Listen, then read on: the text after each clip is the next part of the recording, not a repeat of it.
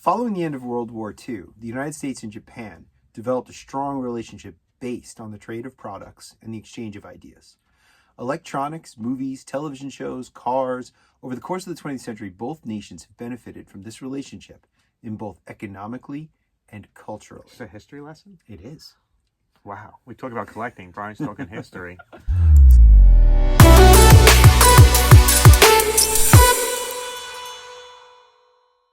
Stick around.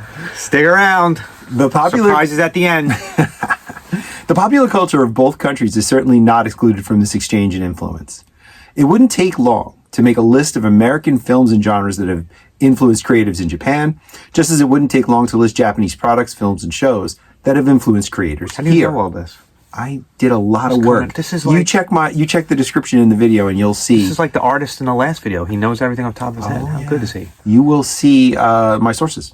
You start with Marusan's tin toys and model kits in the 1950s and 60s. You can go all the way up to Bandai's Super Sentai shows that were adapted to the many incarnations of Power Rangers here in the US. They're very popular. They really are. Japanese pop culture has had an outsized impact on American entertainment. Sometimes not really well known, though. No, not really. We don't realize that there's from lots Japan. of stuff that we don't know is actually a Japanese That's product. Right. Mm-hmm. I would say most people didn't realize that the Power Rangers were actually based on a Japanese show. And that the Power Rangers series are actually not really related to each other. I know. Yeah. Mm-hmm. One of the most influential and fondly remembered Japanese toy imports was also one of the least successful financially. I'm talking about the Shogun Warriors. That's our generation. Yes, it is. Yeah. By 1977, science fiction themed and space toys were dominating the U.S. market because of a little independent film called Star Wars. You might have heard I of never that. heard of it. Right. If you watch our previous videos, we talk about Star Wars items. We just started the run of Star Wars items. Check back to some of our old videos. Yeah. And Star Wars was, of course, being supported by the toy line from Kenner, which was absolutely crushing the U.S. market. Ever. Right. So in an attempt to get in on the action, Mattel licensed a series of robot toys from the Bandai subsidiary Poppy. What was it? Poppy was a subsidiary of Bandai. Okay. In Japan, these machinders, mean giant robot, each had their own manga or anime about them with their own respective supporting casts. Comic books were really big in Japan at this time, too. Oh, right? they've always been big. Very big. Yeah. But Mattel decided to merge all of these characters and their stories into one line called the Shogun Warriors. And they ditched, in the process, all the pre-existing Japanese mythology. So they just took the figures themselves. Just the names and the figures. That was it. And made their own Right. thing to link with it. Exactly. And the first series released was the really well-known collection of 24-inch tall warriors. Those are awesome. They're great. How many were there? Do you know? There were 5 in the initial release. The initial 5 characters were Great Mazinga, Daimos, Dragon, and Raiden. These were later joined by figures of Godzilla and Rodan. The greatest figures ever made. They were awesome. Whom Mattel had recently acquired from Toho. The big selling point of these figures, other than the size, were the special action features unique to each character. Spring-loaded rockets, shurikens, axes, and fists that launched off the launching figures. fists? Attacking My sister got hit with that fist a lot of times. Exactly. That Godzilla fist shot a long way. Right. So you push a little lever It would or a go button, far. and the missiles would shoot off, and the hands would shoot off. And Godzilla's tongue. the red one, Raiden, he actually fired shuriken off the front of little stars that spun. Godzilla had that great fire tongue. Right. Imagine you enter the world of the Shogun Warriors. They're on the move. There's Raiden with Delta Wing missiles, Dragoon with a star shooter, and Mazinga with a rocket launcher. The Shoguns. Imagine you command them to defend freedom, protect justice, and challenge evil. The Shoguns. They're ready to strike when you are. Shogun Warriors, Mazinga, Dragoon, Raiden, equipped with their own gear, each sold separately. The larger figures were quickly joined by a second 5-inch die-cast metal line of the figures that appealed to a more price-conscious fan. They were a little cheaper, and they had some of the features of the bigger figures. You know what they retailed for originally, the Shogun Warriors? I think the big ones were like $11. I mean, right? comparatively to now. And then the little ones were like $4 or $5. Yeah. Because I had one or two of the big ones. Right. So included in the die-cast metal line, the 5-inch line, there was Great Mazinga, Raider, Dragon, and Poseidon, who was never actually made into a 24-inch figure, Poseidon. Poseidon? Poseidon, he was called. Yeah, Did he you was say yellow. Did you say Bazinga? Muzzle. Bazinga. Bazinga. So initially, the Shogun Warriors sold really well, and Mattel expanded the line in 1978 and 1979 with a few more lines. Well, I gotta tell you, I'll be honest with you, my experience with Shogun Warriors is Godzilla attacked Star Wars a lot. Oh, yeah. He yeah. fought the Millennium Falcon quite a few times. My Guy King did a lot of damage. A lot of Star Wars crossovers. The first real crossovers in the history were in every kid's bedroom and living room. Expansion of the line started with a 3-inch collector's series. These figures were really, really basic, and they didn't have any of the action features of the larger figures. The first line of the series included Kambatra, Great Mazinga, Dragoon, Grandizer, Guy King, and Poseidon. Bazinga. And the second line included Dangard, Voltus 5, and Leopardon. Where do we know that name? Leopardon. I know who Leopardon is. He's Spider-Man's. Spider-Man's robot. Japanese Spider-Man, Japanese which we will Spider-Man. cover in the future. What we promise. Mattel also released, and this is really interesting, the Shogun Warriors 2-in-1 line. These figures were basically proto-transformers. Versions of Dangard, Deimos, Voltus 5, Guy King, and Raideen could change from their robot forms to vehicle forms, or in the case of Guy King, from robot form to like a weird gold skull form. I never really quite understood that one. I don't really know anything about this, so No, yeah. So be quiet during these episodes. The Shogun Warriors were selling well at first, but they were not pulling in anything like the megabucks that Kenner was getting for Star Wars. No way. So Mattel realized that jettisoning all the years of pre-existing Japanese mythology might have been a marketing error, and they decided that the Shogun Warriors needed a little help from their own American mythology. And where can one go when you need people to craft an American mythology? Where? Comic books. The best place to craft mythology. So And- 1,000 years from now, that's people going to look back and think that they were our gods. Right. And Mattel went directly to the top. They went right to Marvel Comics. So this is where the history of the Shogun Warriors kind of touches shoulders with real innovation. In a move that would turn out to be the blueprint for many future toy successes, Mattel licensed the Shogun Warriors to the House of Ideas, allowing Marvel to produce characters and narratives designed to capture the imagination of all those little developing nerds and get them to buy more robots. Right. Writing duties on the Shogun Warriors series fell to Doug Mensch, whose name I'm probably mispronouncing. He's a mensch. Later of Moon Knight fame, and he wrote Batman series. It was really good. And the illustration duties were taken on by Herb Trimp. Ooh. Both Hulk. both Mensch and Trimp would produce every issue of the series, but one. Number 15 was the exception. The first issue of the comic was released on November 28th, 1978. From the outside, it had everything going for it.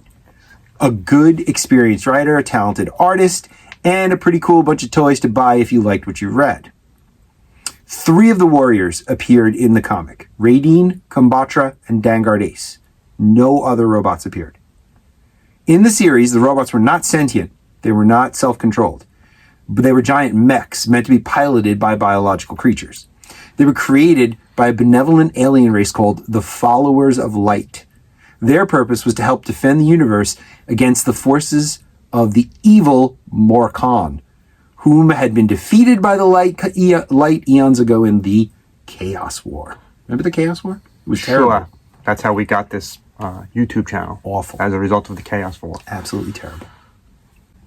In issue 1 of the comic, Morkan is awakened from centuries of unconsciousness by the eruption of a long dormant volcano. How many times has that led to problems? That gets Godzilla every time, doesn't it? All the time. Like every Toho movie with Godzilla, there's a volcano involved. Always. I really Always a thought volcano. volcanoes were going to be a much bigger problem as I grew up. Like quicksand. Like right? quicksand. Yeah. I never had a problem with either No, one. no. Yet. No, not yet. Fingers crossed. Right. So after we assume a really strong cup of coffee, Morkan gets back into business, making giant monsters and trying to take over the Earth. More con. Right. The Followers of Light prepare a hasty response, and they select 3 human pilots to pilot the revived Shogun Warriors. No, we wouldn't have made it. Dangard Ace would be piloted by Ilongo Savage, an African oceanographer. That's not me. Kambatra would be piloted by Genji Owasaku, a Japanese test pilot. You said that good. Thank you. I'm trying. Raideen would be piloted by Richard Carson, who was an American stuntman. Every time you say rating, I think rating wins. These three heroes are plucked from their lives, and they must face the double challenge of quickly learning to control their giant robots and to face the forces of Morcon. So far, so good, right? Sounds like a best-selling comic book. Should be, right? It wasn't. Well, unfortunately, by this time, as the comics premiered, the Shogun Warriors toy line was already facing problems.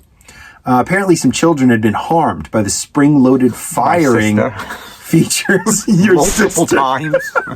Getting hit in the head with that Godzilla fist.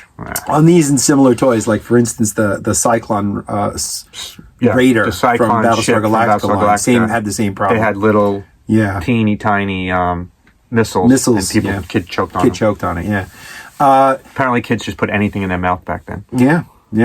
And this forced Mattel to quickly redesign the line so that these features wouldn't be present in any future versions of the characters. But the bad press was out, and parents were no longer buying their kids these dangerous toys. That's what happened to Rocket Fire and Boba Fett, too. Yes, exactly. So sales began a steep decline, and the line would just never recover from it.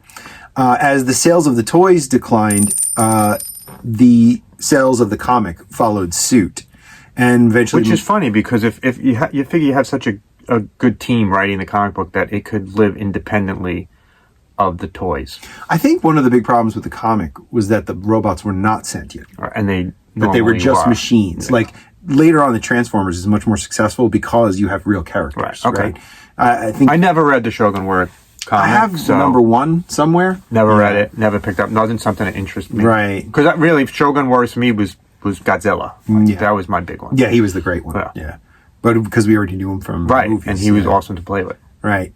So fist at your sister. Eventually, Mattel just decided to pull the plug on the whole line, and the comic series was also canceled with issue 20 that was released on June 3rd, 1980. Oh, so everything pretty much was done by 1980. Pretty much all over, right? So when the toy line ended, Marvel actually lost the rights to the names and the characters, but Doug Mensch must have had a little lasting affection for his big bots, because he actually wrote a later issue of Fantastic Four, number 226, that served as an epilogue for the Shogun Warriors. And he explained what happened to the robots and the people after issue 20, because the Fantastic Four had already appeared in the Shogun Warriors series. Oh, what issue? Do you know what issue they were in? I don't. They were in like 3 issues near the end. Right, yeah. So after that, the Shogun Warriors faded into memory. It seemed they could face the dark forces of Marcon and the servants of chaos, but they could not triumph over the market economy. That's only in the United States, though, right? No, they did continue in Japan. They continued in Japan. Yes, under different names. Right. But if there's one single universal truth about my generation, it's that we do not let go of anything easily. That's why we're doing this YouTube channel. So I suppose it's inevitable that the angel nostalgia would resurrect the Shogun Warriors in one form or another. In 2010, Toonami revived the name Shogun Warriors for the release of 2 24-inch figures. One was Go Lion and the other was Die Rugger 15, both of whom had already been adapted in the US as Voltrons 1 and 2. Oh, okay. There's a connection to Voltron now. Yeah. Well, they're all basically the same thing. We're all over the place with this episode. Yeah. Everything's related to Shogun Warriors. Mm-hmm. And Japan. We're big in Japan. We're getting big in Japan. Sure. If you're still looking for Shogun Warriors new stuff, currently you can get 3 3/4-inch versions of some of the Shogun Warriors characters from Super 7's Reaction line. Them. They look pretty good. Of retro figures, right? I have the Godzilla one. That's what I was going to say. They're called just Shogun figures, no Warriors. And included are Great Mazinga, a Shogun-style Godzilla, and a Shogun-style Rodan, which is really nice. Really nice. Rodan was... I had Godzilla when I was a kid. I got it for Christmas one year, and I always wanted the Rodan. I mean, always, and never got it. And still to this day, I see it at toy shows. Yep. I go to quite a few toy shows. Yep. And I just have never pulled the trigger on it. I really should one day. I don't know where I would. I'd probably hang it from the ceiling. It'd probably be hanging back there at one of our shows. If you ever see it back there, you know I bought it. You know you finally pulled the trigger on that one. Always wanted that one. So, while new collectibles and nostalgia is always fun, the real value of the Shogun Warriors was the partnering of Mattel and Marvel to create a mythology for a line of toys. Though it didn't work out for this group of characters, it would be a formula for unprecedented success for Hasbro with their revival of G.I. Joe, and then just a few years later, an even bigger success with the Transformers. Throughout the 80s, we see a lot of toy comic connection.